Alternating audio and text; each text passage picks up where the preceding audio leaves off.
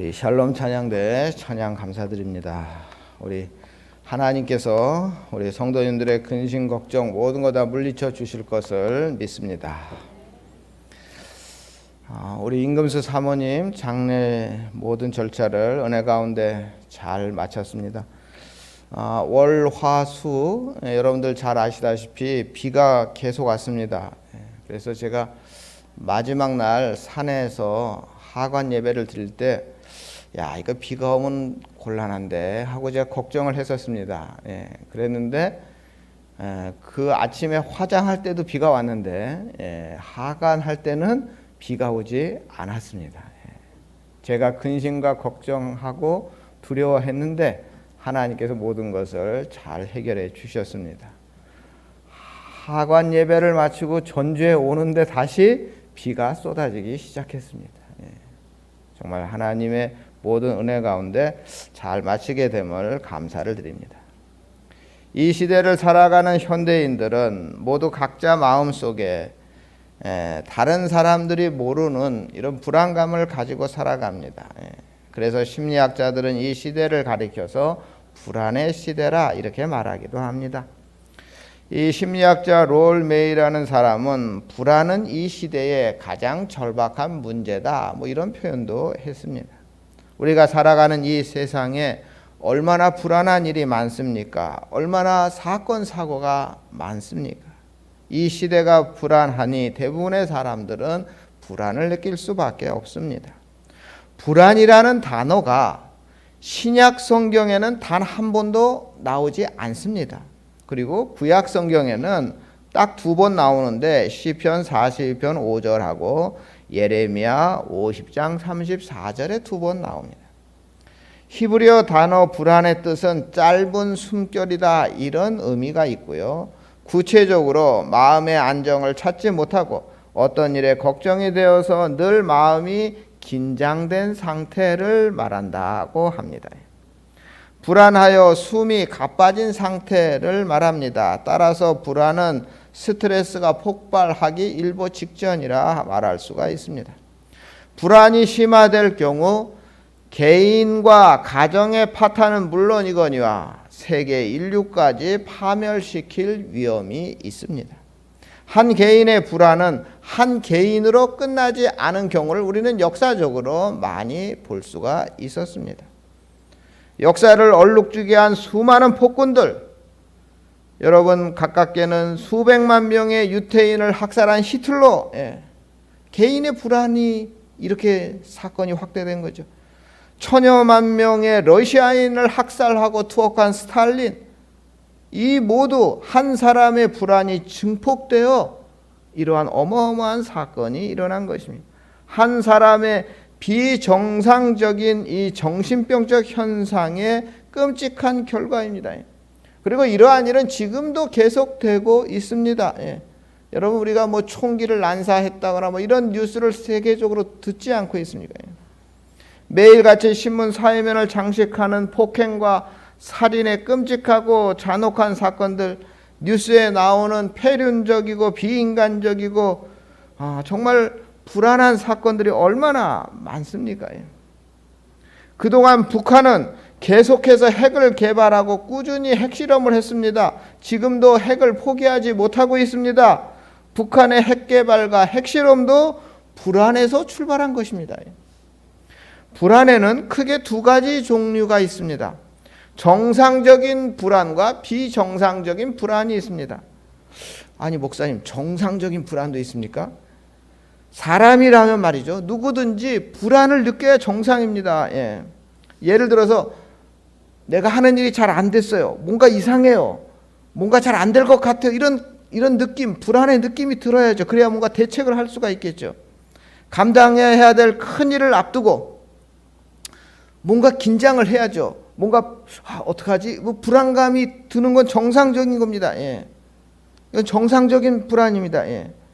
전혀 예기치 않은 돌발 상황이 발생했을 때 불안감, 긴장감이 있어야 능숙하게 해결할 수가 있는 것입니다. 민감하게 대처할 수 있는 것이죠.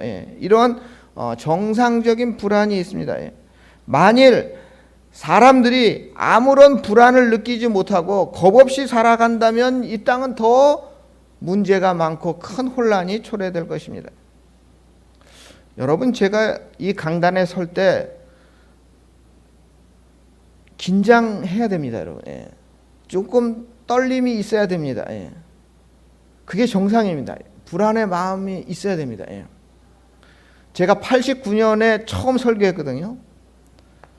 그러니까 30년이 됐는데요, 설교한 지. 제가 내가 말이야 이제 30년이나 설교했는데 뭐 이까짓 거 뭐 이렇게 교만하여 너무 이 강단에 서는 거를 무덤덤하게 생각한다면 문제가 있습니다, 여러분. 예. 제가 30년 전에 처음 설교할 때 얼마나 긴장이 됐는지요. 제가 예배 전에 화장실을 몇 번을 왔다 갔다 했는지 모릅니다. 예. 입술이 바짝바짝 마르고요. 예. 이 원고를 이렇게 넘기는데 손이 이렇게 떨리더라고요. 손이 떨리고. 예.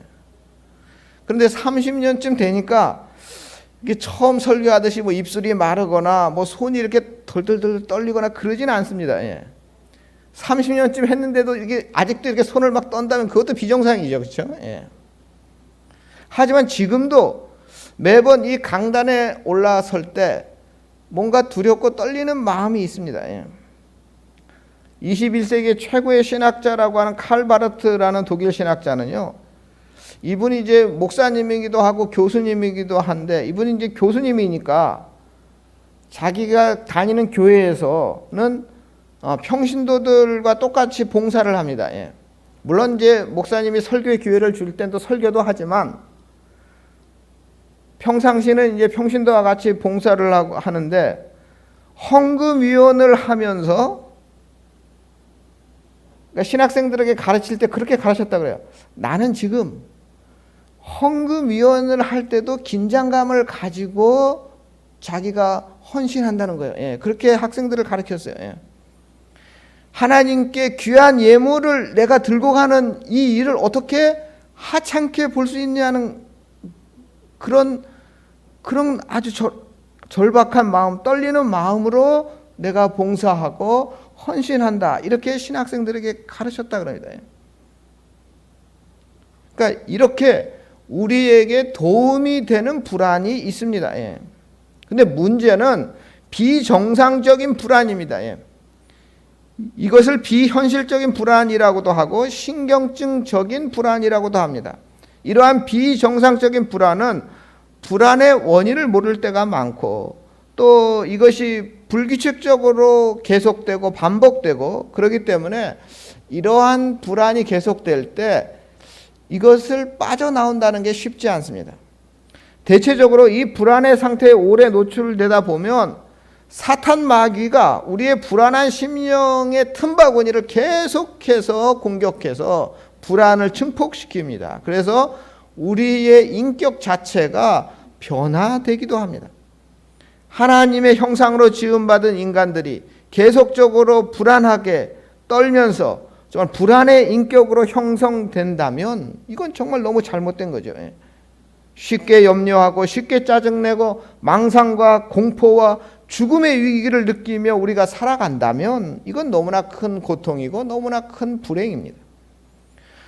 코로나로 인하여 정신과 병원에 다니는 사람들이 많다고 합니다. 코로나로 인하여 잠이 오지 않는다고 하는 사람들이 많다 그럽니다. 계속 불안해서 뭔가 내가 일에 손에 잡히지 않는다 하는 사람들이 많다 그럽니다. 하나님께서는 우리가 불안에 떨면서 초조해하고 긴장하여 하나님의 평안을 누리지 못하고 사는 것을 절대 원하시지 않습니다. 우리가 누려야 될 평안을 쉽게 빼앗기는 것은 결코 성령의 역사가 아니라 사탄의 역사입니다. 정상적인 불안은 필요하지만 병적인 불안은 우리가 단호하게 물리쳐야 합니다. 이번처럼 코로나로 인하여 불안할 수밖에 없는 상황이 생길 때마다 우리는 모든 것을 하나님께 맡기고 하나님께 도움을 요청해야 됩니다. 내 속의 불안의 감정을 하나님께 맡겨야 하는 것입니다. 오늘 본문 말씀에도 우리 42편 11절 말씀에 내 영혼아 내가 어찌하여 낙심하며 어찌하여 내 속에서 불안해하는가? 너는 하나님께 소망을 두라고 단호하게 말씀하고 있습니다. 오늘 본문 말씀은 다윗 왕이 한 61세쯤 되었을 때 그 아들 압살롬이 반란을 일으킵니다. 한밤중에 도망가야만 했습니다. 그 다윗의 마음속에 얼마나 불안이 엄습해 왔겠습니까? 내 영혼아, 내가 어찌하여 낭망하며 불안해하는가? 다윗은 사탄이 자기의 마음에 불안을 계속 불어넣어 주는 것을 인식하고 정말 내 영혼아, 내가 어찌하여 낭망하여 불안해하는가 하고 사탄을 향하여 호통을 치는 것입니다. 그 마음으로 지은 시가 오늘 시편 42편입니다. 아무리 불안을 떨치려 하여도 벗어나려 하여도 여러분 아들이 구테타를 일으켰습니다. 자칫하다가 아들의 손에 내가 죽게 생겼습니다. 이 불안과 공포로 이거는 쉽게 떨쳐버릴 수 있는 불안이 절대 아닙니다. 그럼에도 불구하고 다윗은 하나님을 바라고 하나님께 기도하고 하나님께 찬송하기로 작정합니다. 그리고 결국 모든 것을 하나님께 맡기고 기도와 찬송을 통하여 마음의 평강을 찾습니다. 우리는 여기서 다윗이 불안을 극복하고 마음의 평안을 되찾고 승리할 수 있었던 세 가지 비결을 우리가 찾을 수가 있습니다. 첫째 비결은 낙심되고 낭망할 때 제일 먼저 하나님을 기억하는 것입니다. 하나님께 바라는 것입니다. 하나님께 맡기는 것입니다. 우리 6절 말씀 우리 화면 보시고 한번 읽어보겠습니다. 내 하나님이여 내 영혼이 내 속에서 낙심되므로 내가 요단강과 헤르몬과 미살산에서 주를 기억하나이다. 다윗 왕은요 압살롬의 반역으로 도망갔습니다. 어디까지 도망갔느냐? 정말 헤르몬산, 미살산 거기까지 도망을 갔습니다. 이스라엘 나라에서 제일 북쪽입니다. 우리나라 치면 백두산과 압록강까지 도망간 것입니다. 이제 더 이상 도망갈 곳이 없는 곳까지 도망간 것입니다. 여러분 한번 생각해 보십시오. 다른 사람도 아니고 자기 아들이 나를 죽이려 하고 그래서 도망쳐야 하는 아버지의 심정이 어떠하겠습니까? 급하게 도망치면서도 정말 하늘을 바라보며 하나님 이게 어찌된 일입니까? 이렇게 아마 하나님을 원망할 수도 있습니다. 한동안 낙심하고 좌절하고 불안 속에서 헤맬 수도 있습니다. 그러나 다윗은 이때 자신의 젊은 시절 사울 왕에게 쫓기던 때를 떠올립니다. 이스라엘 백성들이 사울은 천천히요 다윗은 만만이라며 다윗을 칭찬했을 때 사울 왕은 군사를 풀어서 다윗을 죽이려고 했고 다윗은 도망 다녀야 했습니다. 하나님께서 그때 다윗의 생명을 지켜주시고 보호해 주셨습니다. 그 사실을 다윗은 기억했습니다. 심지어 굴에 몰래 숨어 있는데 그때 사울왕이 들어오기도 했습니다. 하나님이 사울왕의 손에서 다윗을 안전하게 지켜주셨습니다. 다윗을 살려주셨던 하나님, 눈동자와 같이 지켜주시며 보호하신 만군의 하나님을 지금 다윗은 기억하고 있습니다. 오늘도 마찬가지입니다. 우리가 그동안 살아오면서 얼마나 많은 시련과 아픔이 있었습니까? 그때마다 하나님은 우리에게 피할 길을 주셔서 우리가 능히 감당케 했습니다.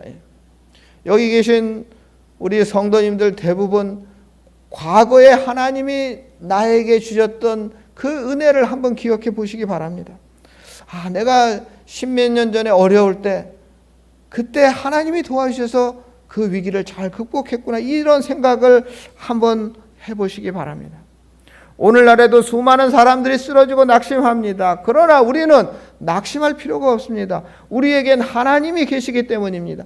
다윗처럼 하나님께 소망을 두고 하나님께 아뢰고 하나님께 찬양을 드리면 되는 것입니다.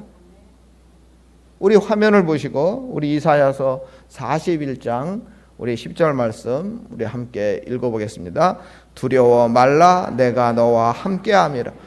놀라지 말라, 나는 내 하나님이 됨이라. 내가 너를 굳세게 하리라. 참으로 너를 도와주리라.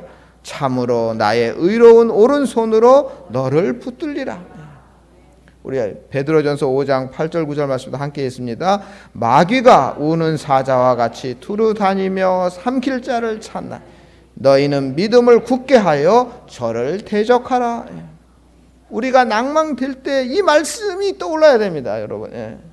우리가 힘들 때 놀라지 말라 하시는 이 하나님의 말씀이 기억나야 됩니다. 우리는 말씀의 능력을 사용하여 불안을 가져다주는 사탄 마귀를 대적해야 하는 것입니다.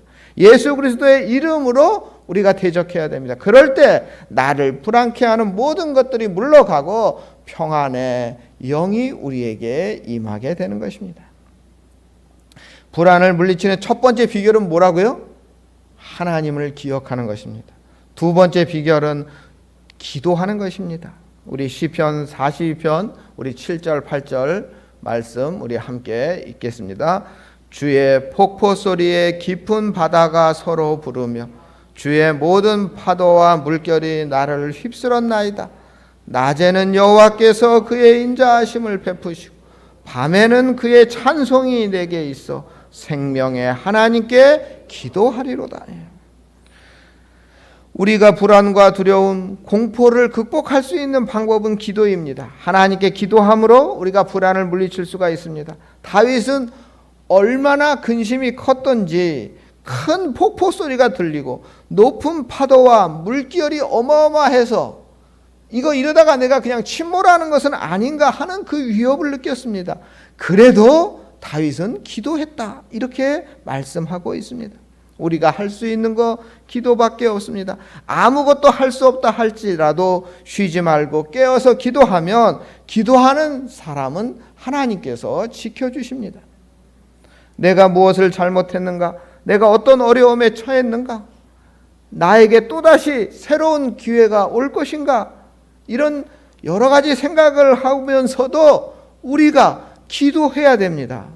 요나서 2장 2절 말씀에 보면요, 우리 화면을 보시고 함께 있습니다. 내가 받는 고난으로 말미암아 여호와께 불러 아뢰었더니 주께서 내게 대답하셨고 내가 수월의 뱃속에서 부르짖었더니 주께서 내 음성을 들으셨나이다. 여러분 잘 아는 요나는 물고기 뱃속에 들어갔을 때 기도했습니다. 어둡고 깜깜한 그곳에서 3일 동안 주님을 부르고 하나님께 기도했습니다. 물고기 뱃속에서 아무것도 할 수 없는 상황이었습니다. 뭐 어떻게 해볼 수 있는 방법이 없었습니다. 그러나 거기서 유일하게 할 수 있는 방법, 기도였습니다. 이처럼 우리들도 하나님 앞에 부르짖고 간구할 수 있습니다. 기도까지 할 수 없다면, 기도도 할 수 없다면 정말 그건 끝입니다. 기도하는 순간 인생의 새로운 역사가 시작되는 사실을 여러분 믿으시기 바랍니다. 요나가 할 수 있는 것이 아무것도 없었지만 그러나 기도했습니다. 우리가 잘 아는 말씀 빌립보서 4장 6절 7절 말씀 우리 함께 읽겠습니다. 아무것도 염려하지 말고 오직 모든 일에 기도와 간구로 너희 구할 것을 감사함으로 하나님께 아뢰라. 그리하면 모든 지각에 뛰어난 하나님의 평강이 그리스도 예수 안에서 너희 마음과 생각을 지키시리라. 불안해하고 염려할 시간이 있다면 그 시간에 기도해야 됩니다. 염려한다고 뭐가 해결되지 않습니다. 밤새도록 잠도 자지 못하고 염려하고 근심하여서 이루어지는 것은 하나도 없습니다. 차라리 그 시간에 기도하면 철야 기도가 되고 새벽 기도가 됩니다. 근심으로 인하여 음식이 내키지 않을 때 밥을 먹으려 애쓰지 말고 정말 기도에 집중하면 자연스럽게 금식 기도가 되는 거 아니겠습니까? 아무것도 염려하지 말고 오직 기도와 간구에 힘쓰면 이러한 기도는 우리 성도님들의 삶을 새롭게 변화시켜 줄 것입니다. 슬픔 속에 있느냐 기도하라. 핍박을 받고 있느냐 기도하라. 어려움이 생겼느냐 기도하라. 기도밖에 할 것이 없다라고 중세 교부 마틴 루터는 말하고 있습니다. 전주 전원교회 성도님들, 어떤 어려움과 절망 가운데 처해 아무것도 할 수 없고 사면 초가 상태에서 사방이 깜깜하다 할지라도 하나님 앞에 부르짖으며 기도하시기 바랍니다. 불안을 물리치는 첫 번째 비결은 하나님을 기억하는 것입니다. 두 번째 비결은 기도하는 것입니다. 마지막 세 번째 비결은 하나님께 소리 높여 찬양하는 것입니다. 우리 10절, 11절 말씀, 우리 6번 우리 함께 있습니다. 내 뼈를 찌르는 칼같이 내 대적이 나를 비방하여 늘 내게 말하기를 내 하나님이 어디 있느냐 하도다. 내 영혼아, 내가 어찌하여 낙심하며 어찌하여 내 속에서 불안해하는가? 너는 하나님께 소망을 두라. 나는 그가 나타나 도우심으로 말미암아 내 하나님을 여전히 찬송하리로다. 나도 모르게 무의식적으로 또는 의식적으로 정말 낭만과 불안이 닥칠 때 우리는 하나님을 바라봐야 됩니다. 하나님 외에 누구도 나를 도와줄 수가 없습니다. 다윗은 원망하지 않았습니다. 자기 아들이 쿠데타를 일으키고 나를 죽이려 하는데도 원망하지 않았고 불평하지 않았고 좌절하지 않았습니다. 오히려 하나님께 나와서 찬송했습니다. 찬송한다는 것은 무엇을 말하는 것입니까? 감사한다는 것을 말합니다. 기뻐한다는 것을 말합니다. 하나님 앞에 나의 모든 것을 맡긴다는 뜻입니다. 시편 56편 4절 말씀에 내가 하나님을 의지하고 그 말씀을 찬송하올지라. 내가 하나님을 의지하였은즉 두려워하지 아니하리로다. 하나님을 의지하는 사람은 두려워할 필요가 없습니다. 인간을 만드시고 천지를 창조하시고 생사화복을 다스리시는 하나님을 믿고 의지하고 기도하는 사람은 사탄을 두려워할 필요가 없습니다. 코로나를 두려워할 필요가 없습니다. 사도행전 16장에 보면 바울과 실라가 점치는 귀신 들린 여종이 불쌍해서 그 귀신을 쫓아내 줍니다. 그러자 여종의 주인이 이 바울과 실라를 모함하고 고소합니다. 바울과 실라는 죄도 없는데 감옥에 갇히게 되었습니다. 감옥에 갇힌 바울과 실라는 그때 뭐 했습니까? 하나님께 기도하고 그 감옥에서 찬송했습니다. 그러자 호련히 큰 지진이 일어나 옥문이 열리고 모든 사람들의 매인 것이 풀리고 그때 간수가 찾아와서 회개하는 역사가 일어났습니다. 이처럼 찬송은 기적을 가져옵니다. 기도는 응답을 가져옵니다. 캄캄한 감옥 속에 들어갔다 할지라도 낙심하거나 원망하지 않고 하나님 앞에 감사하고 찬송하고 기도하면 천재지변을 통해서라도 하나님의 역사가 일어나는 것입니다. 우리 전원교회 성도님들 힘들고 어려울 때, 불안하여 답답하고 마음이 아플 때 정말 찬송을 부르시기 바랍니다. 우리 찬송가 중에 413장 그 가사 내용이 이렇습니다. 내 평생에 가는 길 순탄하여 늘 잔잔한 강 같던지 큰 풍파로 무섭고 어렵던지 나의 영혼은 늘 평하다. 내 영혼 평안해. 일이 잘못되었을 때, 일이 자꾸 꼬여갈 때 하나님을 찬송하십시오. 찬송은 패배를 승리로 바꾸어 줍니다. 어떻게 할까 고민함으로 낙심하지 말고 하나님 앞에 찬송하시기 바랍니다. 찬송은 곡조 있는 기도이기 때문에 하나님께서 실패를 성공으로, 패배를 승리로 바꾸어 주십니다. 신촌 세브란스 병원에서 서울에서 제일 가난한 이 산동네 지역을 대상으로 무료 건강검진을 실시했습니다. 그러면서 조사를 했는데 어떤 조사를 했냐면 200명에게 건강검진을 했는데 100명은 교회 다니는 사람들 중에 100명을 건강검진하고요. 또 100명은 교회 다니지 않는 그런 불신자 100명을 건강검진했습니다. 그러고 나서 통계를 내봤더니 교인들 100명 중에 40%가 질병이 있는 환자였고요. 그런데 불신자는 100명 중에서 80%가 질병이 심한 환자였습니다. 이러한 건강검진 조사를 통하여 교인이나 불신자나 다 가난한 산동네에 사는 사람들이고 이들은 다 병원에 갈 수 없는 어려운 형편의 사람들이었는데 불신자 통계와 교회 다니는 성도들의 통계가 이렇게 차이가 나는가, 이런 것들을 설명하는 글이 있었습니다. 그래서 그 글 내용이 그런 것입니다. 기쁨으로 찬송을 부르기 때문에 그 마음에 기쁨과 평화가 넘쳐서 스트레스가 풀리고 찬양을 할 때 전신 근육과 신경 운동을 하게 되므로 혈액순환이 잘 돼서 건강하다, 이렇게 기록되어 있었습니다. 일리 있는 것 같지 않습니까? 전원교회 성도님들도 찬양 부를 때 입만 뻥긋뻥긋 하지 마시고 온 힘을 다해 크게 찬양하면 더욱더 건강까지 선물로 받을 거라 생각됩니다. 거기 두 번째 기록에 보니까요, 교회 나가서 기도함으로 근심과 걱정, 속상함과 불안 등을 해소할 수 있었기 때문에 우라병이 안 생기고 더욱더 건강할 수 있었다, 이렇게 평가하고요, 믿지 않는 사람들은 속상하다고 술 마시고 싸움을 하기 때문에 오히려 더 질병이 많았다, 이렇게 기록하고 있었습니다. 세 번째는 교회 다니는 성도는 하나님의 은총을 베풀어 주심으로 혼자 고독하게 사는 것이 아닐까. 이 달동네에 사는 많은 분들이 1인 가족이 많았는데 혼자 고독하게 살면서도 불구하고 교회 다니는 사람들은 혼자 산다고 생각 안 하고 하나님이 함께 한다고 생각한다는 겁니다. 하나님 아버지의 도움을 받고 하나님께 기도하고 찬송하고 믿음을 가지고 있기 때문에 이들은 더 행복하게 살고 있고 그러기 때문에 더 건강하다고 이렇게 결과에 써 있었습니다. 오늘 말씀, 내 영혼아 어찌하여 내 속에서 불안해하는고 너는 하나님을 바라라. 그 얼굴의 도우심으로 인하여 내가 오히려 찬송하리로다.